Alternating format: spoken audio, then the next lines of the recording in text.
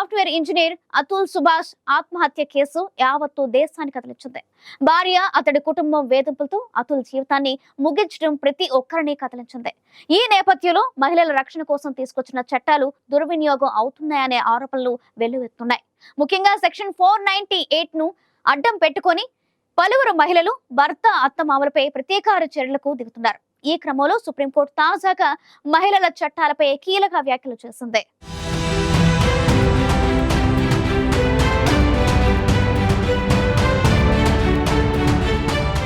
భార్య బాధిత software engineer Atul Subhash ఆత్మహత్య దేశవ్యాప్తంగా సంచలనంగా మారింది.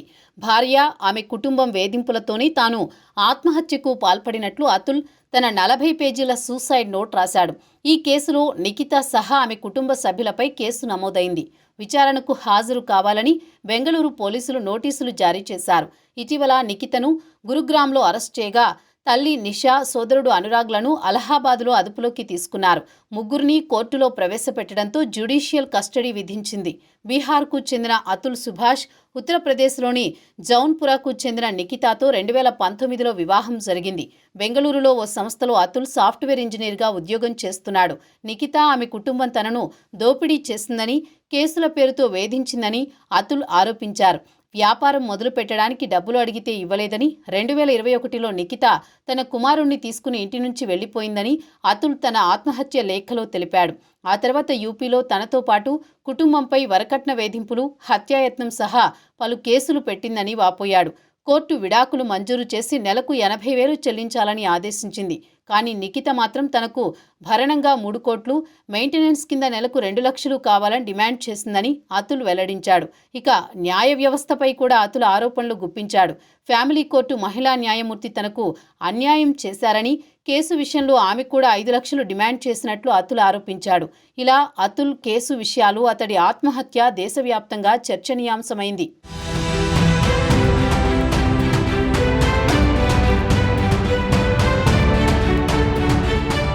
తాజాగా ఈ కేసుపై సుప్రీంకోర్టు సంచలన వ్యాఖ్యలు చేసింది. ప్రభుత్వాలు అమల్లోకి తెచ్చిన కఠిన చట్టాలు మహిళల సంక్షేమం కోసమే కానీ భర్తలను శిక్షించడం, బెదిరించడం, దోపిడీ చేయడానికి కాదని సర్వోన్నత న్యాయస్థానం మండిపడింది. వివాహ వ్యవస్థను హిందువులు ఎంతో పవిత్రమైనదిగా, కుటుంబానికి బలమైన పునాదిగా భావిస్తారని, అది వ్యాపార సాధనం కాదని స్పష్టం చేసింది. భార్యను చిత్రహింసలకు గురిచేశారని, వేధింపులకు పాల్పడుతున్నారని, అత్యాచారాలు జరిపారన్న ఆరోపణలను గంపగుత్తగా పేర్చి చట్టాల్లోని పలు సెక్షన్ల కింద భర్త, అతడి కుటుంబంపై కేసులు పెడుతున్నారని వ్యాఖ్యానించింది. ఈ మేరకు మహారాష్ట్రలోని పుణేకు చెందిన ఓ దంపతుల విడాకుల కేసు విచారణ సందర్భంగా justice B V Nagarathna, justice Pankaj Mittal ధర్మాసనం ఈ వ్యాఖ్యలు చేసింది.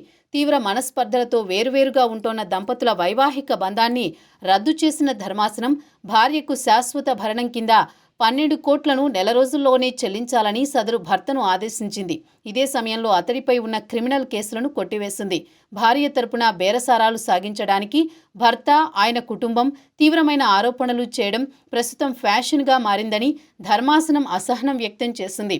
ఈ డిమాండ్లలో ఎక్కువగా ఆర్థికపరమైనవే ఉంటున్నాయని ధర్మాసనం పేర్కొంది.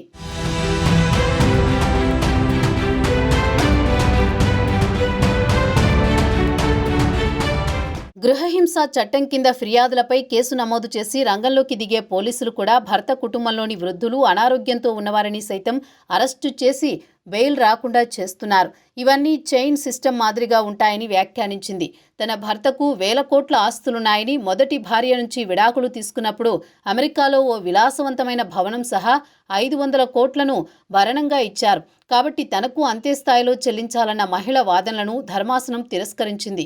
ఫ్యామిలీ కోర్టు నిర్ణయించిన 12 కోట్ల భరణాన్ని సమర్థించింది. ఒకవేళ విడాకులు తీసుకున్న తర్వాత ఆయన వ్యాపారంలో నష్టపోయి దివాలా తీస్తే మీరు వచ్చి ఆ కష్టాల్లో ఏమైనా ఆదుకుంటుందా అని ధర్మాసనం ప్రశ్నించింది.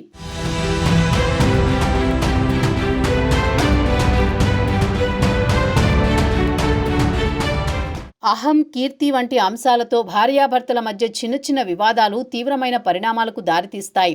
సయోధ్య లేదా కలిసి ఉండడానికి అవకాశం లేనంతగా సంబంధాలు దెబ్బతింటాయని న్యాయమూర్తులు వ్యాఖ్యానించారు. భరణం నిర్ణయం వివిధ అంశాలపై ఆధారపడి ఉంటుంది. ఇందులో ఏకపక్ష ఫార్ములా ఉండకూడదు. పరస్పర అంగీకారం ద్వారా వివాహాన్ని రద్దు చేయాలని కోరుతూ దాఖలైన పిటిషన్లో కోర్టు చెప్పినట్టు భరణం చెల్లించడానికి అంగీకరించారని పేర్కొన్నారు.